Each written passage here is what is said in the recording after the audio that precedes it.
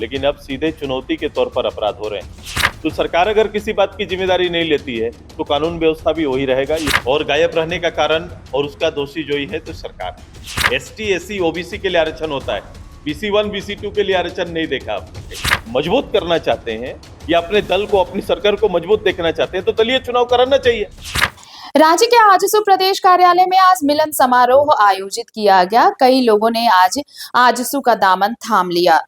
बताया आपको कि केंद्रीय अध्यक्ष सुदेश महतो ने हजारीबाग लोकसभा के और विधानसभा के पूर्व प्रत्याशी अभिषेक कुमार और झारखंड जागो यात्रा के संयोजक मनवंत वैश्य को आजसू की सदस्यता दिलाई। इस मौके पर सुदेश कुमार ने कहा कि संगठन के साथ चलने का संकल्प इन्होंने लिया है। इसके आने से पार्टी को मजबूत इस मौके पर सुदेश महतो ने कहा कि संगठन के साथ इन्होंने चलने का संकल्प लिया है। इनके आने से पार्टी को मजबूती मिलेगी, वहीं इन्हें संगठन प्लेटफॉर्म देगी। आने वाला समय परीक्षा की घड़ी है और इसके लिए खुद को तैयार रखना है। उन्होंने चुनाव में आरक्षण पर सवाल उठाते हुए कहा कि चुनाव में इन्होंने कभी भी आरक्षण या रोस्टर का ख्याल नहीं रखा। सरकार को दलगत चुनाव करना चाहिए था। वहीं पुलिस बनाम ईडी प्रकरण पर बयान देते हुए कहा कि संवैधानिक संस्थाओं को अपने अपने दायरे को समझना चाहिए और प्रशासन को भी उनके काम में बाधा नहीं डालनी चाहिए। सरकार के कारण राज्य की विधि व्यवस्था ध्वस्त है। सरकार को अपना दायरा समझना चाहिए और सभी का सम्मान करना चाहिए। पार्टी के एक सादे मिलन समारोह में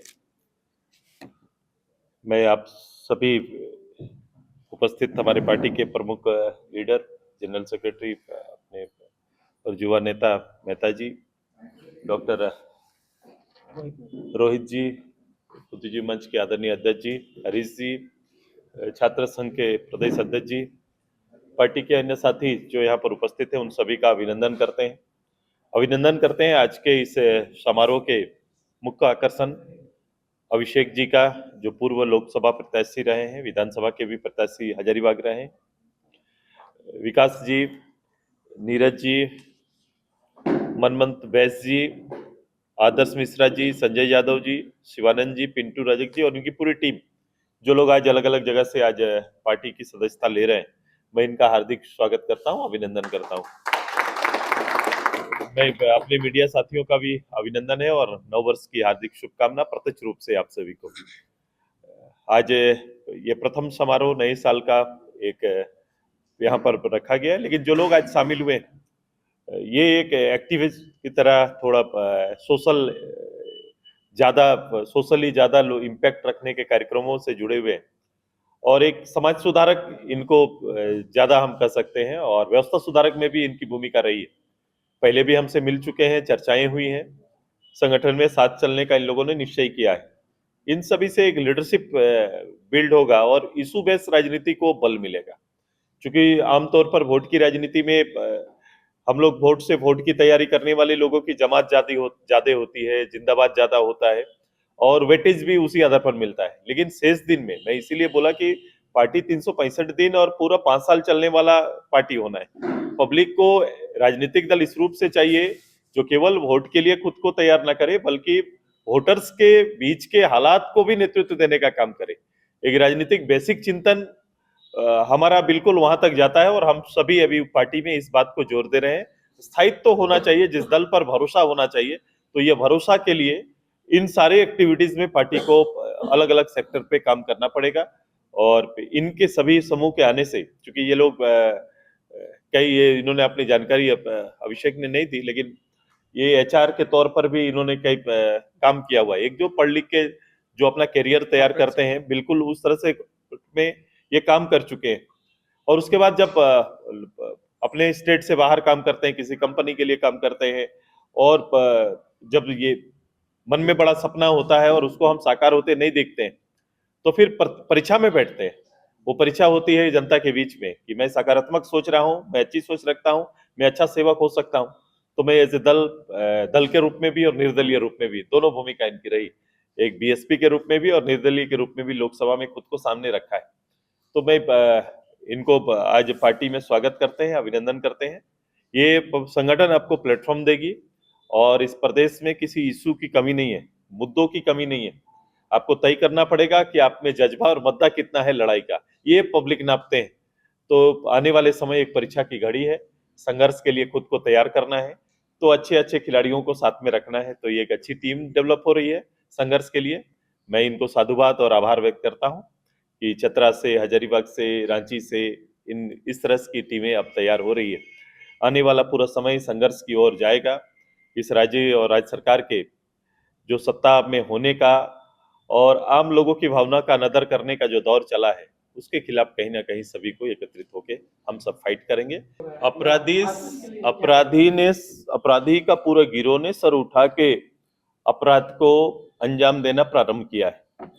अभी तक दबे से ये अपराध होते थे, लेकिन अब सीधे चुनौती के तौर पर अपराध हो रहे हैं। जो घटना पिछले दिन यहाँ पर घटी रांची के अंदर में, जिसको कुछ सक्रिय युवाओं के मेहनत से रेस्क्यू किया गया, ये परिणाम उन बच्चों को मैं बधाई देता हूं। मैं पहले भी कहा कि हमारा संगठन उनको सम्मानित भी भविष्य में करेगा, और ये उनके द्वारा ये कम संपन्न हुआ। लेकिन जितनी भी घटनाएं हैं, पूर्व की कई घटनाएं मैं आज अखबार में देख रहा था कि पूर्व में 6-6 महीना अब ये आता ही नहीं है, सुर्खियों में आ ही नहीं पा रहा है। लेकिन ये मैं धन्यवाद दूंगा मीडिया के माध्यम से, इन विषयों को, जितने भी इस तरह की घटनाएं हैं, अब उन्हें सुर्खियों में ला रहे हैं, ताकि सरकार का जो अप्रोच है वहां तक पहुंचे, या आम लोग सक्रिय है उस विषय को लेकर। इस राज्य में ऐसी कई घटनाएं हैं। शुरू से लॉ एंड ऑर्डर पर हम लोग बात कर रहे हैं। एक जिम्मेदार सरकार का जिम्मेदार कानून व्यवस्था होना चाहिए था। तो सरकार अगर किसी बात की जिम्मेदारी नहीं लेती है तो कानून व्यवस्था भी वही रहेगा। ये सरकार रात को सक्रिय होती है, दिन को निष्क्रिय रहती है। मैं कह रहा हूं, वो समझ रहे हैं, सरकारी तौर पर सरकारी संसाधनों का दोहन का नेतृत्व सरकार कर रही है, लेकिन जिसलिए ये बना हुआ है कानून व्यवस्था के लिए जो बने हुए हैं, ये पूरा सिस्टम कहीं ना कहीं कमजोर पड़ा हुआ है, शिथिल पड़ा हुआ है, और सरकार के कारण ये चीजें हो रही है। क्योंकि सरकार चाहे तो यही पुलिस ये सब काम कर सकती है। हम लोग ने देखा है इन चीजों को, हम लोग ने इसको नेतृत्व दिया है। तो आप कैसा सरकार चलाना चाहते हैं, आप कैसा नेतृत्व देना चाहते हैं, कैसा पुलिसिंग कराना चाहते हैं, ये सरकार के ऊपर नहीं। सबसे पहले इस बात को जानना बहुत जरूरी है। कभी कभी गवर्नमेंट के आने वाले जो इश्तिहार को ही हम डेट मान लेते हैं और ये सोचने लगते हैं कि सरकार ने ये प्रयास किया। तो फिर पिछले 2-3 साल से आपका मेयर नहीं है, उनके अधिकार नहीं है, आपके वार्ड मेंबर नहीं है, तो इसके लिए सीधे तौर पर जो दोषी है, जनता का प्रतिनिधि शहरी क्षेत्र से गायब है, और गायब रहने का कारण और उसका दोषी जो ही है तो सरकार है। ऐसा हो नहीं सकता है। ये 3 साल तक केवल सरकारी पदाधिकारी द्वारा संचालित होने वाला ये सिस्टम किसी आम पब्लिक को, शहर में रहने वालों को स्वीकार नहीं है।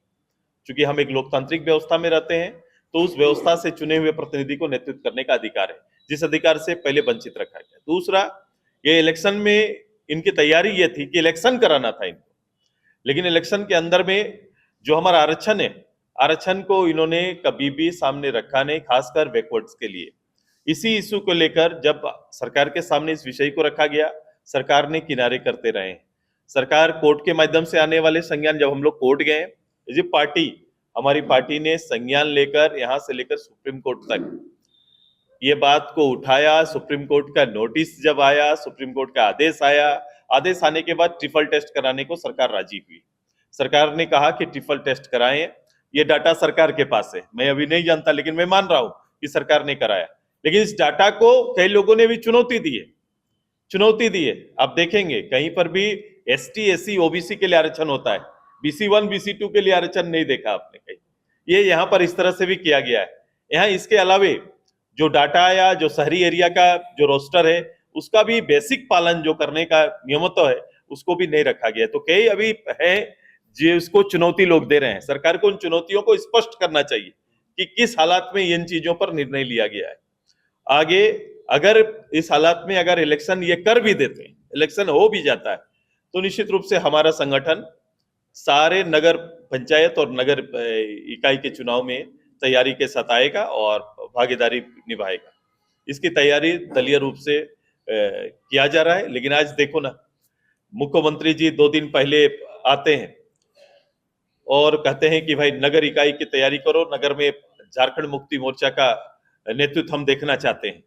बड़ा अच्छा लगा, लेकिन वो कैसे संभव हो सकता है? अप्रत्यक्ष रूप से चुनाव हो रहा है, दलीय चुनाव आप नहीं करा रहे हैं, तो फिर झारखंड मुक्ति मोर्चा या कोई दूसरा दल कैसे आएगा? मुख्यमंत्री अगर झारखंड मुक्ति मोर्चा को नगर क्षेत्र में मजबूत करना चाहते हैं या अपने दल को, अपनी सरकार को मजबूत देखना चाहते हैं तो दलीय चुनाव कराना चाहिए।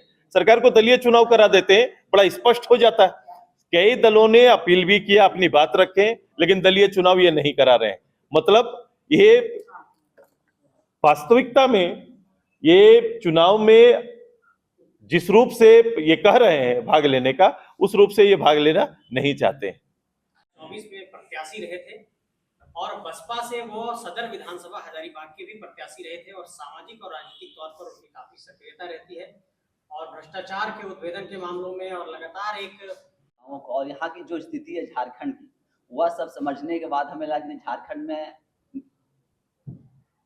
में आज के टाइम में सबसे बेहतर नेता क्या कोई मुझे नहीं दिखा। तो लगा कि नहीं, जो हम झारखंड को करना चाहते हैं, झारखंड को आगे लेके जाना चाहते हैं, तो सर के साथ जुड़ करके ही क्यों ना आगे उस काम को हम बढ़ाएं। तो आज वही को लेकर के बहुत चीज़ों का काम किया हूँ। कोविड में कम से कम हजारीबाग में 50,000 से 1 लाख लोगों को जान बचाया हूँ। हमारा पूरा टीम है और इसमें सारे डॉक्टर्स हैं, हॉस्पिटल्स हैं, बहुत कुछ है और काम करते आ रहा हूँ। एक अलग हमारी टीम है।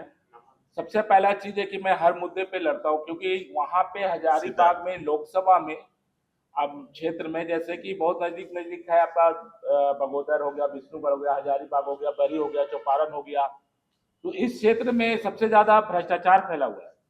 हॉस्पिटल की हालत बहुत ही गंभीर है, रोज इलाज नहीं होके लोग डेथ कर रहे हैं। कल भी एक लोगों का, एक परिवार का डेथ हुआ था, वो बहुत ही दुखद है। लेकिन लोगों के अभी भी वहाँ हजारीबाग क्षेत्र में आप देख सकते हैं कि वहाँ पे बहुत ही गंभीर मामला है भ्रष्टाचार। हर ब्लॉक में आज चरम सीमा फैल चुका है भ्रष्टाचार। उसके लिए आंदोलन सिर्फ इकलौता मैं ही करता हूँ वहाँ, और वहाँ कोई दूसरा ऑप्शन नहीं मिल रहा है। दूसरा चीज़, हॉस्पिटल में जिस तरह का हालत गंभीर है वो देख सके, संजय जी भी देख चुके हैं। अभी एक बहुत बड़ा हम लोग प्रेशर डाले हैं, तो एक 8 लोग पकड़ाए हैं, हथियार लोग। आप लोग को पता होगा इंद्रपुरी चौक में 20 शहर में एक हत्या हुआ था एक व्यक्ति का, जिसका नाम संजय राणा है।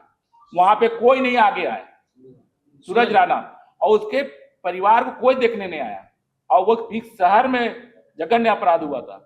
लेकिन वहां पे हम लोगों ने उसका परिवार को पूरा साथ दिया, उस परिवार को न्याय दिलाया। अभी रिसेंटली परसों की बात है कि आप लोगों को भी पता होगा, प्रेस मीडिया को, कि 8 लोग का गिरफ्तारी हुई। तो मेरा ये कहना है कि कोई व्यक्ति के साथ, किसी के साथ भी कुछ भी हो सकता है, उसके लिए आगे आना चाहिए। और हम एसओ पार्टी इसलिए ज्वाइन किए कि हम लोग को एक बहुत बड़ा संगठन का साथ चाहिए, क्योंकि अकेले हम नहीं लड़ सकते। एक साथी का जरूरत होता है। हम टीम वर्क होगा तो और भी उज्जवल होगा और बहुत ही अच्छा व्यवस्था हम लोग बनाएंगे। और यही मेरा सबसे बड़ा थिंकिंग और मेरा सोच है कि हजारीबाग बहुत नीचे चला गया है। आज हजारीबाग उप राजधानी होता है झारखंड का। वहां पे बड़े बड़े वित्त मंत्री, विदेश मंत्री बने, लेकिन आज देख लीजिए ना एयरपोर्ट है ना ट्रेन है। ट्रेन सिर्फ कोयला ढोने के लिए बना हुआ है। आखिर क्यों दिल्ली के लिए नहीं ट्रेन चलता है, क्यों नहीं हम लोग बेंगलोर के लिए चलता? क्योंकि आप देख सकते हैं कितना हालत गंभीर है। तो मैं यही चाहूंगा, और सर से भी मेरा यही निवेदन है कि इस फोकस थोड़ा सर हम लोग का साथ दीजिए। हजारीबाग में बहुत दिक्कत का सामना हो रहा है, आप लोग का साथ बहुत जरूरी है, क्योंकि वहाँ लोग बहुत तड़प रहे हैं। बहुत बहुत धन्यवाद।